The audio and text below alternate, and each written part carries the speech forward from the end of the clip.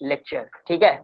जो previous year questions है हमारे पास, है ना, मैंने पहले ही कल भी बोला था कि मैं प्रीवियस ईयर क्वेश्चंस करवाऊंगा, है ना, जो कि मैं लिख देता हूँ प्रीवियस, है ना, हमारे पास हो जाते हैं प्रीवियस, है ना, previous year question, previous year questions कर दो, ठीक है, ये मैं करवा दे रहा हूँ, है ना। प्रीवियस ईयर क्वेश्चंस मैं करवाऊंगा, जो भी आप लोग के लिए हेल्पफुल होने वाला है, ठीक है। जो लास्ट ईयर जो पूछे गए हैं, जिस तरह के क्वेश्चंस बोर्ड में आते हैं, चाहे वो सीबीएसई के हों, चाहे वो स्टेट बोर्ड के हों, किसी भी बोर्ड के हों, वो आप लोगों के लिए करवा रहा हूँ, ठीक है। कोई इशू है, कोई दिक्कत? नो दिक्कत, चलो आ जाओ यहाँ पे। जैसे कि देखो यहाँ पे आज मैं एक क्वेश्चन लिख रहा हूँ, ठीक है, फिर से एक क्वेश्चन लिख रहा हूँ आज, देखो तुम लोग, क्वेश्चन नंबर 1 आज का मैं डालूंगा, ठीक है। ये है, व्हाट इज द मैक्सिमम, ठीक है, maximum resistance,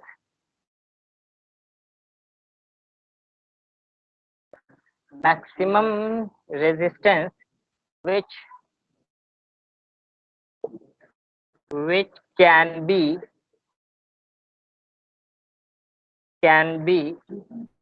made using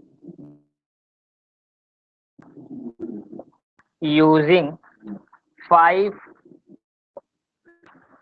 resistors,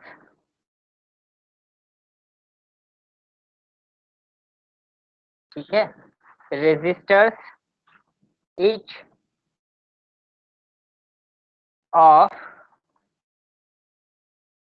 1/5 ohm, ठीक है। अब कहता है what is the maximum resistance which can be made using 5 resistors each of 1/5 ohm. अब यहाँ पे ये कह रहा है, देखो मैं यहाँ पे रेजिस्टर मैंने पढ़ाया था इलेक्ट्रिक करंट में, है ना, रेजिस्टेंस को भी मैंने बताया था, ठीक है। तो आज उसी से देखो रिलेटेड एक क्वेश्चन तुम्हारे पास है यहाँ पे, ठीक है, पिछले ईयर के क्वेश्चंस हैं, पिछले साल के क्वेश्चंस में ही पूछे गए इस तरह के क्वेश्चंस को, ठीक है। क्या कहता है, what is the maximum resistance which can be made using 5 resistors each of 1/5 ohm, यानी कि अगर आपके पास इस तरह के, है ना, 1 2 3 4 5 इस तरीके से 5 रेजिस्टर्स, ठीक है, 5 रेजिस्टर्स हैं, है ना। मैक्सिमम रेजिस्टेंस कब मिलता है, यहाँ पे देखो मैं यहाँ पे बता दे रहा हूँ आप लोगों को, यहाँ पे कर रहा हूँ अंडरलाइन, मैं देखो कर दे रहा हूँ। मैक्सिमम रेजिस्टेंस मैंने बताया था, मैक्सिमम रेजिस्टेंस कब मिलता है हमें, मैक्सिमम रेजिस्टेंस कब मिलता है हमें, हमें मैक्सिमम रेजिस्टेंस तभी मिलेगा जब, है ना, मैक्सिमम रेजिस्टेंस तभी मिलेगा जब हम रेजिस्टर्स को क्या करेंगे, सीरीज में कंबाइन करेंगे, है ना। सीरीज में जब कंबाइन करेंगे तभी जाकर के हमारा क्या होगा, रेजिस्टेंस जो हो जाएगा ज्यादा होगा, मैक्सिमम होगा, क्योंकि पैरेलल में तो कम होता है, ठीक है। तो इसका भी वैल्यू जो है 1/5 ओम है, इसका भी वैल्यू 1/5 ओम है, इसका भी वैल्यू 1/5 ओम है, इसका भी वैल्यू 1/5 ओम है, और इसका भी है रेजिस्टेंस जो है 1/5 ओम है। तो सबका रेजिस्टेंस हमको दिया हुआ है, मैक्सिमम रेजिस्टेंस चाहिए तो हम लोग क्या करेंगे, सीरीज में कंबाइन करेंगे। अब सीरीज में कंबाइन हमने कर दिया, यानी कि आर सीरीज कर दिया हमने, तो R1 हो गया प्लस R2 हो गया प्लस R3 हो गया प्लस R4 हो गया प्लस R5 हो गया। यहाँ पे ये सारी चीजें हो गई, है ना। अब सबको ऐड कर दो तो देखो ये तो सिंपल सी बात है ना, ये टोटल आ जाएंगे 1/R1 है, यानी 1 कितना हो जाएंगे, 1/5 हो जाएंगे, प्लस 1/5 हो जाएंगे, प्लस 1/5 हो जाएंगे, प्लस 1/5 हो जाएंगे, प्लस 1/5 हो जाएंगे। तो कितने आ जाएंगे हमारे पास सीरीज के लिए, टोटल 5 यानी 1 ओम आ जाएगा, है ना। यानी कि इस तरीके से हम सीरीज में जो है जब रेजिस्टर को कनेक्ट करेंगे तब हमारे पास मैक्सिमम रेजिस्टेंस मिलेगा, और वो भी कितना, 1 ओम का मिलेगा। बात समझ में आ रही है? यहाँ पे ये सारी चीजें होती हैं हमारे पास। तो इस तरीके से हम मैक्सिमम, ये इसलिए ध्यान से देखना है कि हमारे पास लिखा हुआ क्या, मैक्सिमम रेजिस्टेंस लिखा हुआ है ना। मैक्सिमम रेजिस्टेंस जब लिखा हुआ रहेगा तो हम लोग कब देखेंगे, जब हम लोग क्या करते हैं, जब हम रेजिस्टर्स को सीरीज में कंबाइन करते हैं तो हमें मैक्सिमम रेजिस्टेंस मिल जाता है। बात समझ में आ गई यहाँ पे? ये चीज है, तो आप इसको देख लो, इसका स्क्रीनशॉट ले लो जल्दी से, फिर मैं आगे बढ़ूंगा इसके लिए। ठीक है, ये चीज। चलो ले लिया, चलो ठीक है। अब यहाँ पर, अब मैं यहाँ पे आपको बता रहा हूँ।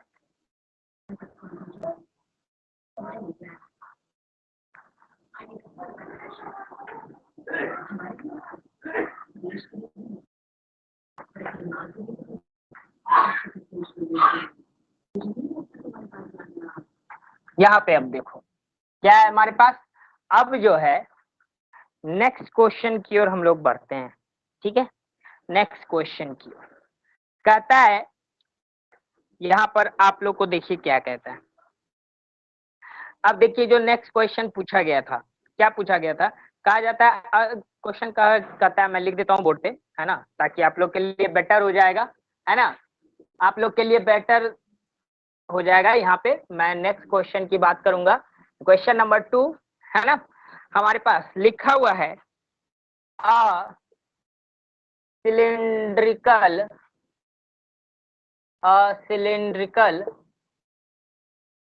कंडक्टर, है ना, असिलिंड्रिकल conductor L and uniform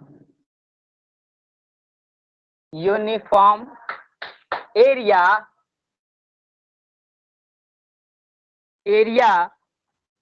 of cross section A has resistance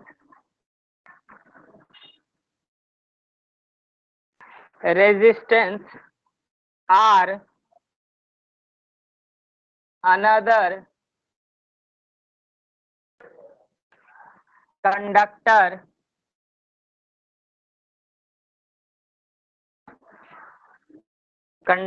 of length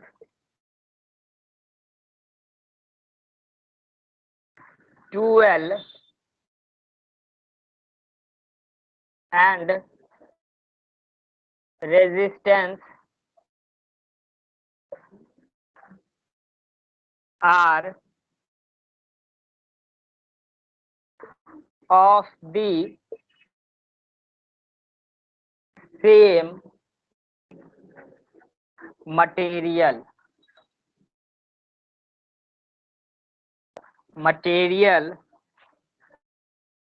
has area of cross section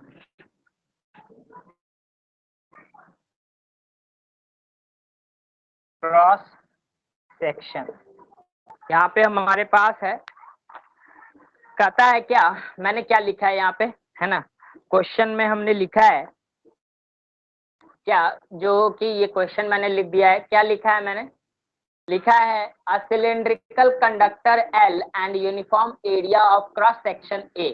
एक सिलिंड्रिकल कंडक्टर है जिसका कि लेंथ जो है L है, ठीक है, एंड यूनिफॉर्म एरिया उसका ऑफ क्रॉस सेक्शन दिया हुआ है A, यानी कि क्रॉस सेक्शनल एरिया कितना है, A है, हैज रेजिस्टेंस R, उसका रेजिस्टेंस कितना है, R है। एक अनदर कंडक्टर लेते हैं, एक अलग कंडक्टर लेते हैं, है ना, ऑफ लेंथ 2L, उसका लेंथ कितना है, 2L है ना, एंड रेजिस्टेंस R है, ऑफ द सेम मटेरियल का has area of cross section, तो उसका हमको क्रॉस सेक्शनल एरिया बताना है कि क्या होना है ना, हमको उसका एरिया चाहिए कि क्या होगा।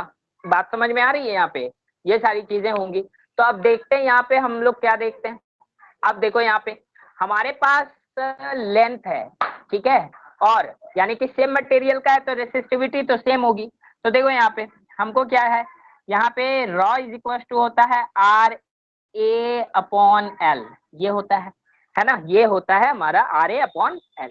ये हमारा फर्स्ट मटेरियल यानी कि जो है उसका सेम मटेरियल ले रहे हैं, बस इस बार लेंथ क्या कर रहे हैं हम लोग, डबल कर दे रहे हैं, है ना, बाकी सारा चीज सेम है।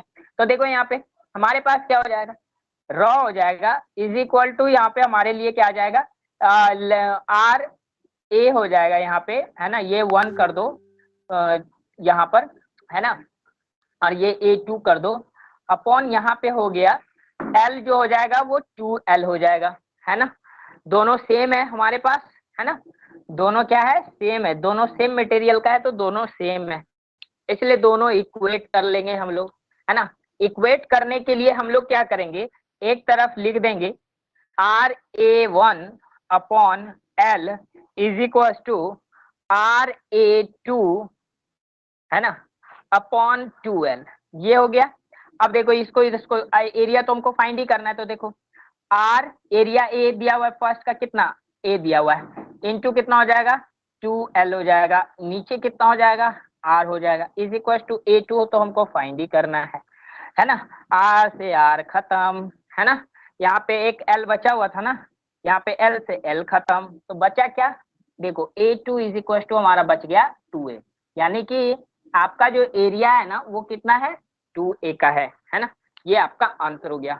इस तरह से क्वेश्चंस जो है सॉल्व होते हैं हमारे न्यूमेरिकल, ठीक है, बात समझ में आ रही है। सेम मटेरियल का है तो क्या होगा, रेसिस्टिविटी सेम होगी, है ना, सेम मटेरियल है तो रेसिस्टिविटी तो हमेशा सेम रहेगी, जब मटेरियल चेंज होता है तब तो रेसिस्टिविटी चेंज हो जाती है ना, रेजिस्टेंस भी चेंज हो जाता है, क्योंकि मटेरियल की प्रॉपर्टी है, तो मटेरियल चेंज तो रेजिस्टेंस और रेसिस्टिविटी भी चेंज, सब कुछ चेंज।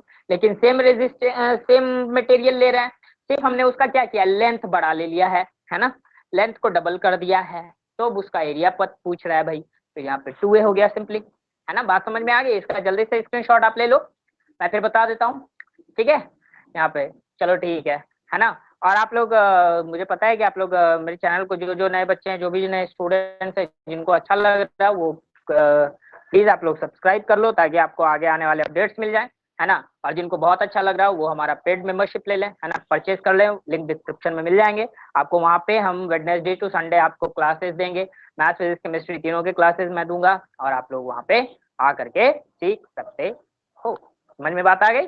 चलो हम लोग बढ़ते हैं अपने नेक्स्ट क्वेश्चन की ओर, इसको इरेज कर देते हैं क्या, चलो ठीक है, मैंने इसको इरेज कर दिया, चलो यहाँ पे हमने erase कर दिया। ये देखो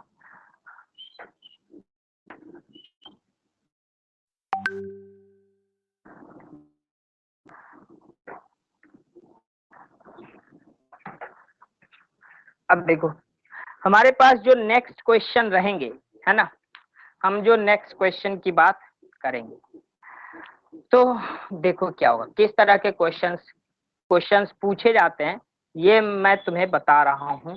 और जो लास्ट ईयर में क्वेश्चंस जो पूछे गए थे वो देखो, जैसे कहता है इफ द करंट, मैं क्वेश्चन लिख दे रहा हूँ बार बार, मैं क्वेश्चन लिख दे रहा हूँ, ठीक है, मैं क्वेश्चन अच्छे से लिख दे रहा हूँ तुम लोगों के लिए। यहाँ पे देखो नेक्स्ट क्वेश्चन क्या कहता है हमारा, क्वेश्चन नंबर 3 है, चलो ठीक है, क्वेश्चन नंबर 3 है, कहा जाता है इफ दी, देखो if the current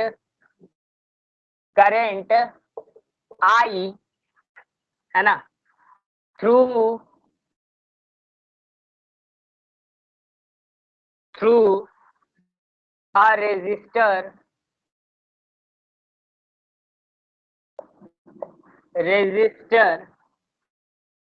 is increased,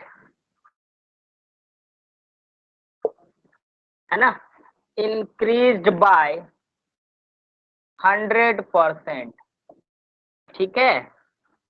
अब ब्रैकेट में देखो लिखा हो, क्वेश्चन भी देखो पूछने का क्या तरीका है, एज्यूम, है ना, assume that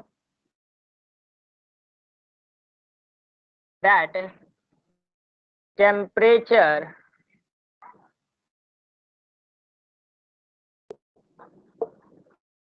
temperature remains unchanged. देखो यहाँ पे ओम्स लॉ से रिलेटेड क्वेश्चंस आ गए, है ना।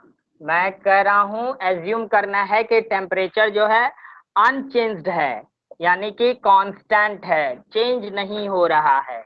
द इंक्रीज,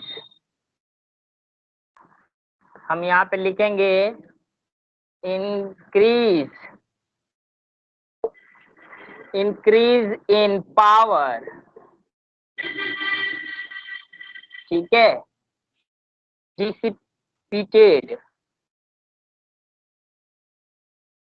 डिसिपेटेड, है ना, सॉरी डिसिपेटेड है, डिसिपेटेड विल बी। देखो यहाँ पे क्या कह रहा है क्वेश्चन हमारा, यहाँ पर अब देखो यहाँ पे कहता है if the current I through a resistor is increase by 100%, ठीक है। अब अगर मान लो कि करंट आई जो है किसी रेजिस्टर से जो है फ्लो करता है, इंक्रीज हो जाता है 100%, 100% इंक्रीज कर देते हैं, यानी कि कोई भी मतलब एब्जॉर्प्शन, ऑब्जर्प्शन नहीं, मतलब एब्जॉर्प्शन कह सकते हैं, ऑब्जर्वेशन नहीं कहेंगे, है ना, एब्जॉर्प्शन नहीं है, यानी कि टेम्परेचर रिमेन्स अनचेंज्ड, यानी टेम्परेचर अनचेंज्ड है, बदल नहीं रहा है। The increase in power dissipated will be, यानी कि तब पावर कितना इंक्रीज करेगा, है ना, पावर कितना कंज्यूम करेगा, ये आपको बताना है 100%। बात समझ में आ रही है, 100%। अब ये है, यहाँ पर हमारे लिए बात ये आ रही है कि मान लो कि पावर इज इक्वल टू, मानेंगे क्या, हमारे पास क्या होता है, पावर इज इक्वल टू, हम लोग P इज इक्वल टू क्या हम लोग पढ़ते हैं, देखो यहाँ पे, है ना, P इज इक्वल टू, हम लोग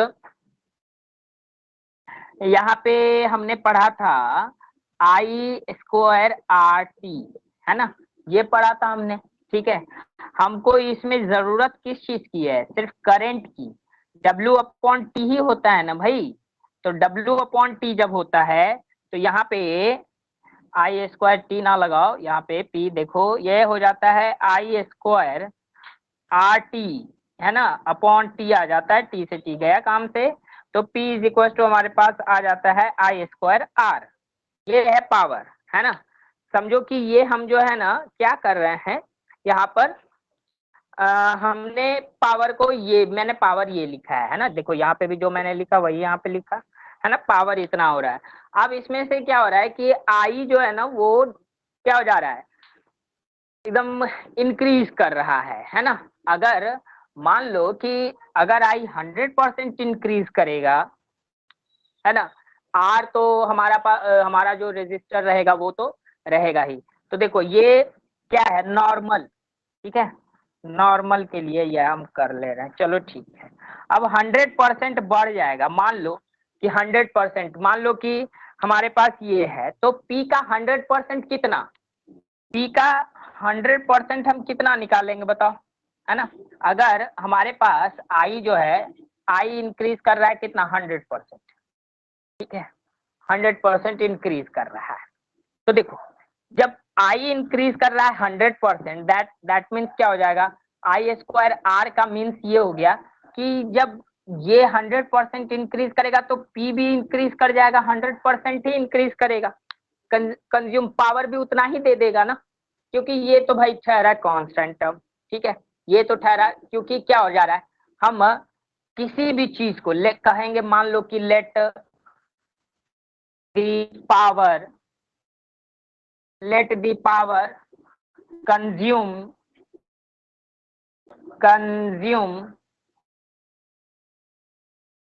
x, है ना, मान लो कि पावर x कंज्यूम हो रहा है, तो x का 100% कितना, इतना ही करोगे ना, एकदम बच्चे की तरह देखो, तो कितना आएगा, x ही आएगा ना, x आएगा, ठीक है।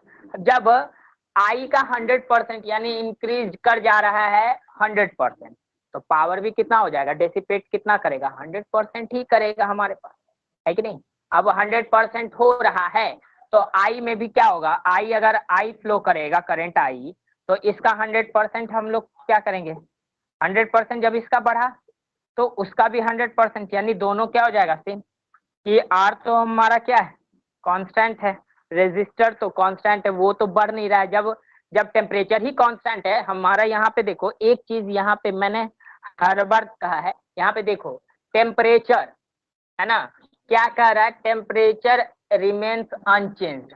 जब टेम्परेचर अनचेंज्ड है तो रेजिस्टेंस क्या है, कांस्टेंट है। जब रेजिस्टेंस कांस्टेंट रहेगा तो हम सिर्फ पी और आई का ही देखेंगे ना रिलेशन। ये 100% आई स्क्वायर होता है, 100% बढ़ गया तो ये भी तो 100% बढ़ जाएगा, क्योंकि दोनों क्या हो जाता है हमारा, है दोनों क्या हो जाता है, दोनों हो जाता है ना, डायरेक्टली प्रोपोर्शनल हो जाता है ना। अगर आर कांस्टेंट है तो आई पी जो होगा वो directly proportional to I square है कि नहीं है। अब आई स्क्वायर है तो आई स्क्वायर करने का मतलब जब आई स्क्वायर है देन पी जो होगा वो आई के बड़ा, आई के डायरेक्टली प्रोपोर्शनल भी होगा, है कि नहीं। तो जब आई 100% बढ़ा तो पी भी 100% हो गया, पावर भी उतना ही दे देगा, कंज्यूम कर लिया। बात समझ में आ रही है। तो यही डेसिपेटेड होगा, यानी कि यही आपको पावर देगा, है ना, 100%।